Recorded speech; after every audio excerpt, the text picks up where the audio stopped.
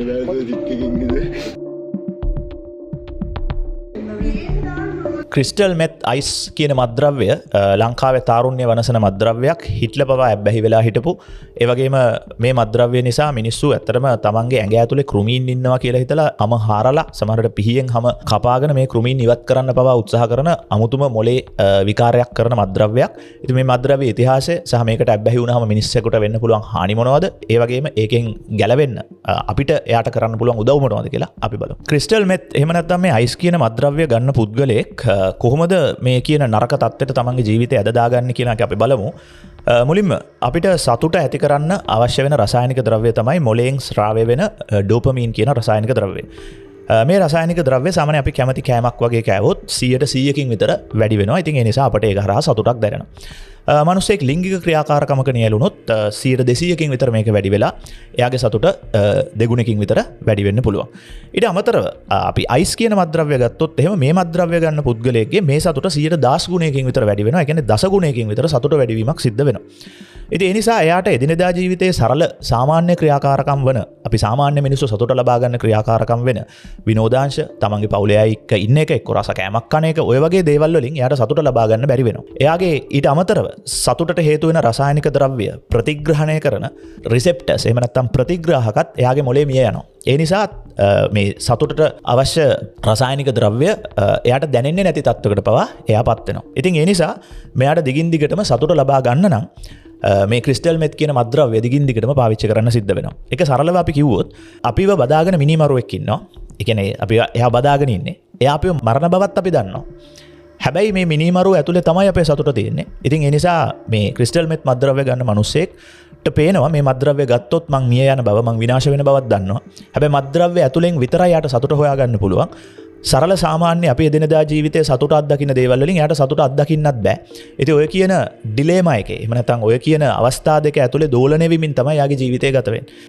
මිනිමරුව ඇතුළෙම තමයි යාගේ සතුට තියෙන්නේ. හැබැයි යා මාව මරණ බවත් මම දන්නවා. මට යාගෙන් ගැලවෙන්න බැරි ප්‍රශ්නයක් තමයි තියෙන්නේ. ඉතින් ওই වගේ භයානක තත්වයකට මිනිස්සෙක් ගිහිල්ලා සොම්බියෙක් තත්වයකට පත් වෙන එක තමයි මේකේ අවසාන කතන්දරය. ඉතින් මේ මද්‍රව්‍ය ගන්න කෙනෙක්ගේ ශාරීරික සහ මානසික දෙපැත්තෙන්ම දරුණු වෙනස්කම් එයාගේ ඇතුලේ සිද්ධ වෙන්න පටන් ගන්නවා. අපි මානසික වෙනස්කම් පැත්තට ගියොත් එයාගේ හැලුසිනේෂන් සහ පැරනෝයා කියන අවස්ථා දෙක ඇති වෙනවා. හැලුසිනේෂන්ස් කියන්නේ මනෝභ්‍රාන්ති. අපි උදාහරණයකට ගත්තොත් එහෙම එයාට ඇති වෙන්න පුළුවන් මනෝභ්‍රාන්ති වර්ගයක් තමයි තමන්ගේ හැම ඇතුලේ කෘමීන් කූඹි වගේ අය ගමන් කරනවා දැනෙනවා. ඇත්තට මෙයාට දැනෙනවා. ඉතින් ඒ නිසා එයා කල්පනා කරනවා මේ ටික හැම හූරලා හරි මේ සතු ටික අයින් කරන්න ඕනේ කියලා. සමහරට එයා තියුණු ආයුධ එක්ක නියපොතු යොදාගෙන මේවා ටික ඉවත් කරන්න උත්සාහ කරනවා. ඒ වගේම එයාගේ ශාරීරික වෙනස්කම් නිසා එයාගේ තුවාල හොඳවීමේ ක්‍රියාවලිය සහ ප්‍රතිශක්තිය අඩු වෙලා තියෙනවා. ඒ නිසා එයාට මේ තුවාල ටික හොඳවීමත් නතර වෙනවා. ඉතින් ඒ නිසා කුණු වෙන්න උනත් හැකියාව තියෙනවා තමන්ගේ මේ තුවාල ටික.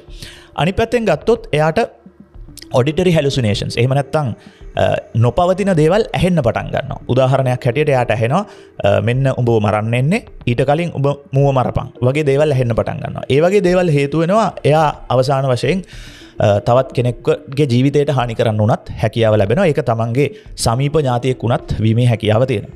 ඊට පස්සේ තව જાතියක් තියෙනවා තමන්ගේ ඇඟ ඇතුලේ අවයව කුණු වෙනවා වගේ දේවල් මෙයාට තේරෙන්න පටන් ගන්නවා. මේකට අපි කියනවා somatic hallucinations කියලා. වකුගඩු අක්මාව වගේ අවයව කුණු වෙනවා කියලා මෙයාට හිතෙන්න පටන් ගන්නවා. ඒ වගේම මේගොල්ලන්ට ඇති වෙන තවත් විශේෂිත hallucination වර්ගයක් තමයි visual hallucinations. මේගොල්ලන්ට මනෝභ්‍රාන්ති පේන්න පටන් ගන්නවා. මෙතනදී විශේෂයෙන්ම කියන්න ඕන දෙයක් තමයි shadow people. එහෙම නැත්නම් හෙවණැලි පේන්න පටන් ගන්නවා. සමහර වෙලාවට හෙවණැල්ලක් තමන් ගාව වාඩි වෙලා ඉන්නවා පේනවා. එක්ක හෙවණැල්ලක් බිත්තියක් ඇතුලෙන් යනවා පේනවා. හෙවණැල්ලක් එළියේ ඉඳන් තමන් දිහා බලාගෙන ඉන්නවා පේනවා. මේකට හේතු වෙන්නේ නිදි නොලබා දවස් 2-3ක් මෙයාට ගත කරන්න වෙනවා. ඒකේ ප්‍රතිඵලයක් හැටියට මෙයාගේ මොලේ පෙනීමට අදාළ කොටස දුර්වල වෙනවා විෂුවල් කෝටෙක්ස් එක. අවසාන වශයෙන් shadow peoples එහෙම නැත්නම් අඳුරු සෙවණැලි පේන්න පටන් ගන්නවා. ඕක තමයි හැලුසිනේෂන්ස් වල කතාව. පැරනෝයා කියලා තව දෙයක් තියෙනවා. එතනදි සිද්ධ වෙන්නේ තමන් වටේ ඉන්න අය ගැන, ඇත්තටම ඉන්න අය ගැන සැක කරන්න, බය හිතෙන්න පටන් ගන්නවා. අසාමාන්‍ය සැකයක් ඇති වෙන්න පටන් ගන්නවා. ඉතින් ඒ නිසා පාරේ යනකොට ඇවිදගෙන යනකොට දෙන්නෙක් hina වුණත් මෙයා හිතනවා මෙයාට තමයි hina වෙන්නේ කියලා. ඉතින් ওই වගේ තවත් නරක පැත්තට එයා යන්න පටන් ගන්නවා. හැලුසිනේෂන් සහ පැරනෝයා නිසා. ඊට අමතරව මෙයාගේ ශාරීරික පැත්තෙනුත් ලොකු වැහැරීමක් විනාශ වීමක් සිද්ධ වෙනවා. උදාහරණයකට අපි ගත්තොත් එහෙම අවුරුදු 20ක 25ක තරුණයෙක්ට වුණත් මේ මද්ද්‍රව්‍ය ගැනීම නිසා තමන්ගේ හාට් රේට් එක එහෙම නැත්නම් හෘද ස්පන්දන වේගය සහ රුධිර පීඩනය අධික වීම නිසා හෘදය වෙනදට වඩා දරුණු ලෙස ක්‍රියාකාරී තත්වයකට පත්වීමෙන් හෘදය අකර්මණ්‍ය වෙන්න පුළුවන්, හાર્ට් ඇටැක් එන්න පුළුවන් තරුණ කෙනෙක්ට උනත්. ඊට අමතරව අධික රුධිර පීඩනය නිසා මොළේ රුධිර නාල පිපිරීමට ලක් වෙලා ස්ට්‍රෝක් තත්ත්වයක් එහෙම නැත්නම් ආඝාත තත්ත්වයකට ගිහිල්ලා පැරලයිස් වෙන්න උනත් හැකියාව තියෙනවා වයස අදාළ නැතුව. ඒ වගේම මේක ගන්න පුද්ගලයෙක්ට කාරණා දෙකකට තව මුහුණ පාන්න වෙනවා. ඒ තමයි නිින්ද නැතිවීම සහ කෙට්ටුවීම. කෙට්ටුවීමට හේතු වෙන්නේ මෙයා කෑම කන්න කෑම රුචිය නැති වෙනවා. ඒ නිසා කෑම කන්නේ නැහැ. කෑම කන්නේ නැති වුනහම මෙයා දරුණු ලෙස කෙට්ටුවීමට ලක් වෙනවා. ඒ වගේම ශෛල විනාශ වීමකුත් සිද්ධ වෙනවා. ඒකත් කෙට්ටුවීමට හේතුවක් වෙනවා. ඊට පස්සේ අනිත් පැත්තෙන් මෙයාට නිින්ද නැති වෙනවා. මොකද මේ මත්ද්‍රව්‍ය ලබා ගැනීම නිසා දවස් 3-4ක් නිින්ද නැතුව මිනිස්සෙක්ට ඇහැරලා ඉන්න පුළුවන්කම ලැබෙනවා. ඒකේ ප්‍රතිඵලයක් වෙන්නේ අවසානයේ මොළයේ සෛල විනාශ වීම. ඉතින් මොළයේ සෛල විනාශ වීම නිසා එයාට අර අපි කලින් කතා කරපු හැලුසිනේෂන්ස්, පැරනෝයා වගේ තත්ත්වවලට යෑමේ අවස්ථාව තියෙනවා. ඒ වගේම මෙතනදී මූණේ ඇස් යට හැම ගිලිලා ඒ වගේම හකු බහැලා යනවා අපි දැකලා තියෙනවා. එතකොට ඒකටත් හේතුව තෙල් තට්ටු සහ සෛල විනාශ වීම. ඒ නිසා faces of meth කියන තත්ත්වය තමයි ඔය තියෙන්නේ. ඒ හරහත් මිනිස්සයා වැහැරීමට ලක් වෙනවා. ඊට අමතරව අපි ගත්තොත් එහෙම මෙයාගේ ඇඟ ඇතුලේ උෂ්ණත්වය සාමාන්‍ය මිනිස්සෙක්ගේ උෂ්ණත්වයට වඩා වැඩි. මේ මත්ද්‍රව්‍ය ගන්නකොට සෙල්සියස් අංශක 40 41 වගේ උෂ්ණත්වවලට ඇඟ යනවා. සාමාන්‍ය මිනිස්සෙක්ගේ උෂ්ණත්වය සෙල්සියස් අංශක 37 තියෙද්දි. ඒතර අධික උෂ්ණත්වය නිසා ඇඟේ එන්සයිම විනාශ වෙලා අපේ මල්ටි ඕගන් ෆේලියර් එකට. එහෙම නැත්නම් අපේ වකුගඩු ඊට අමතරව අක්මාව වගේ අපේ පණ පිටින් තියාගන්න උදව් වෙන වැදගත් අවයව ෆේල් වෙන්න පටන් ගන්නවා. ඒ හරහා මිනිස්සයා ක්ෂණිකව මරණයකට උනත් ලක් වෙන්න පුළුවන්.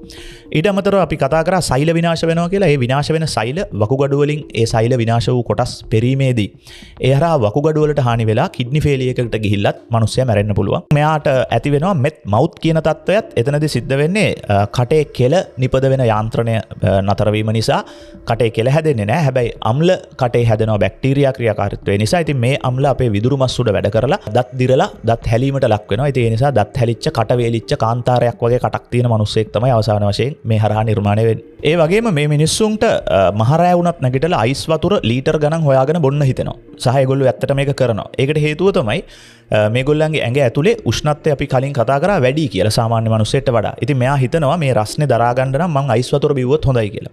ඊට අමතරව අපි කිව්වා කාන්තාරයක් වගේ කටක් තියෙන්නේ. උගුර කට ඔක්කොම වේලිලා තියෙන්නේ. හරිම දැවිල්ලයි. ඉතින් ඒ දැවිල්ලට තියෙන එකම විසඳුම හැටියටත් මේගොල්ලෝ දකිනවා අයිස් වතුර බොන එක. ඒ නිසා තමයි අපිට මේ මත්ද්‍රව්‍ය ගන්න මිනිස්සුන් අයිස් වතුර බොනවා දකින්න ලැබෙන්නේ. ඒ වගේම මොලේ තිබහ පාලනය කරන කොටසත් හරියට ක්‍රියා කරන්නේ නැති වෙනවා. ඒ නිසා මෙයාගේ මොලේ මෙයාට කියනවා උඹ ඉන්නේ මාර තිබහෙන් තව පුළුවන් තරම් වතුර බොන්න කියලා. ඉතින් ඒ නිසා මෙයා ඒ හරහත් වතුර බොන්න හේතු වෙනවා. ඊළඟට අපි බලමු කොහොමද මේකට ඇබ්බැහි වෙලා ඉන්න කෙනෙක් මේකෙන් ගැලවෙන්නේ කියන එක. ඒ වගේම මේකට ඇබ්බැහි වෙච්ච කෙනෙක් ඔයා දන්නවා නම් කොහොමද අපි එයාට උදව් කරන්න ඕනේ කියන එක. රයිට්. ලංකාවේ තියෙනවා අන්තරායදායක ඖෂධ අධිකාරිය කියලා එකක්. ඉතින් මේ අධිකාරියේ ආයතන 4ක් බ්‍රාන්චස් 4ක් පිහිටුවලා තියෙනවා. මේ ඩ්‍රග්ස් වලට ඇබ්බැහි වෙච්ච කට්ටියව ගලවා ගැනීමට උදව් වෙන්න. නිට්ටඹුව, කොස්වත්ත කොළඹ, ඊට අමතරව නුවර සහ ගාල්ල කියන නගර 4 ඇතුලේ මේ ආයතන තියෙනවා. ඉතින් මෙතනට යනකොට 1927 කියන ෆෝන් නම්බර් එකට කතා කරලා තමන්ගේ රහස්‍යභාවය රැකගනිමින් තමන්ට ළඟම ආයතනයට යොමු වෙලා තමන්ට අවශ්‍ය වෛද්‍ය ප්‍රතිකාර ලබා ගැනීමේ හැකියාව තියෙනවා. ඉතින් වැදගත්ම දේ තමයි තමන්ගේ රහස්‍යභාවය රැකෙනවා. දෙවෙනි කාරණේ ඔයාව එතනට ගියාම එතන ඉන්න වෛද්‍යවරු ඇතුළේ සෞඛ්‍ය කාර්ය මණ්ඩලය එහෙම මේ ඉන්න නරක පුද්ගලයෙක් කියලා ලේබල් කරලා ඔයාට සලකන්නේ නැහැ. ඉතින් ඒ නිසා අනිවාර්යයෙන්ම ඒ ගැන බය නැතුව ඒකට යොමු කරන්න ඔයා දන්න අය ඉන්නවනම් ඉතින් මෙතනදී විධි 3කට රෝගයට අවශ්‍ය බෙහෙත් ලබා දීම සිද්ධ කරනවා. පළවෙනි එක තමයි මේකට අවශ්‍ය ඖෂධ ලබා දීමක් සිදු කරන්න පුළුවන්. විශේෂයෙන් මෙතනදී සික් එක ඇති වෙනවා මේ ඩ්‍රග් එක නැවැත්තුවාම. ඉතින් මේ සික් එක එහෙම නැත්නම් withdrawal symptoms හැටියට වමනේ දැමීම, දහඩිය දැමීම, නිින්ද නැතිවීම වගේ ප්‍රශ්න එන්න පුළුවන්. ඉතින් ඒවට අවශ්‍ය බෙහෙත් ලබා දීමේ හැකියාව තියෙනවා. ඒ වගේම මෙතනදී ඔයාගේ ඔයත් එක්ක කතා කරලා මේ ඩ්‍රග් ඇඩික්ට් වෙච්ච පුද්ගලයාත් එක්ක කතා කරලා එයත් එක්ක තවත් විධි දෙකකට එයාව මේ ඩ්‍රග් එකෙන් මුදවා ගන්න කටයුතු කරනවා. පළවෙනි විදිහ තමයි cognitive behavioral therapy CBT. ඉතින් මෙතනදී වෙන්නේ එයාත් එක්ක කතා කරලා එයාගේ චර්යා රටාවන් වෙනස් කිරීම හරහා මේ ඩ්‍රග් එකෙන් මිදෙන්න යට උදව් කරන එක. දෙවෙනි එක motivational interviewing කියන එක. මොකද අපි කිව්වා මේ ඩ්‍රග් එක ගන්න මනුස්සයට මේකෙන් බොහෝ විට ගැලවෙන්න ඕනේ. ඒ නිසා එයාව මොටිවේට් කරොත් එයාව ඉන්ටර්විව් කරලා එයාව මොටිවේට් කරන්න පුළුවන් නම් මේකෙන් ගැලවෙන්න අර අපි කිව්වා මිනිමරුවෙක් අපිව බදාගෙන ඉන්නවා වගේ හැඟීමක් තමයි දැනෙන්නේ. ඉතින් ඒ නිසා ඒකෙන් ගැලවෙන්න මෙයාට උවමනාව තියෙන නිසා මොටිවේෂනල් ඉන්ටර්විවිං කියන එක හරහාත් මෙයා මේකෙන් ගලවා ගන්න උදව් කරන්න හැකියාව තියෙනවා. ඉතින් ඒ නිසා අනිවාර්යෙන් මේකට යොමු වෙන්න ඒ හරහා තමන්ගේ තාරුණ්‍ය මේ මියදෙමින් පවතින රටේ ජීවනාලිය. ඉතින් ඒ වෙනුවෙන් අපි අපේ පැත්තේ වගකීම ඉටු කරනවා. ඔයත් ඔයාගේ පැත්තේ වගකීම ඉටු කරන්න දන්න අය ඉන්නවනම්. අවසාන වශයෙන් අපි මේ ඩ්‍රග් එකේ ඉතිහාසය කතා කරොත් 1890 වගේ කාලෙකදී ජර්මනියේදී තමයි මුලින්ම මේ ඩ්‍රග් එකට අදාළ ප්‍රිකර්සර් එක එහෙම නැත්නම් ඩ්‍රග් එකට පෙර పూర్ව ඩ්‍රග් එක හදන්නේ. පස්සේ කාලෙක මේකට මෙතිල් කාණ්ඩයක් එකතු කරලා ජපන් ජාතිකයෙක් හදා ගන්නවා මෙතිල් එම්ෆෙටමීන් කියන එක. ඊට පස්සේ මේක මුල් කාලේදී කුඩු වර්ගයක්. අපි අද දන්නවා මේක කුඩු වර්ගයක් නෙමෙයි. මේකට කියන්නේ අයිස්. අයිස් කියන්නේ හේතුව මේක අයිස් කැටයක් වගේ කැටයක්. ඉතින් මේ කුඩු වර්ගයක් කැටයක් බවට පත් කිරීමේ ක්‍රියාවලිය 1919 දී තවත් ජපන් ජාතිකයෙක් විසින් හදනවා. අවසාන වශයෙන් මේක ඒ කාලෙදී මේක ඩ්‍රග් එකක් ලෙස සැලකෙන්නේ නැහැ. ඇඩික්ට් විය හැකි. මේක පාවිච්චි කරනවා මුල් කාලෙදී ඇදුම වගේ රෝගවලට බෙහෙතක් හැටියට. ඊට පස්සේ හිට්ලර් ඇතුළු නාසි ජර්මනිය මේ ඩ්‍රග් එක යොදා ගන්නවා තමන්ගේ සොල්දාදුවන්ට එක්තරා සුවිශේෂී හැකියාවක් ලබා දීම පිණිස.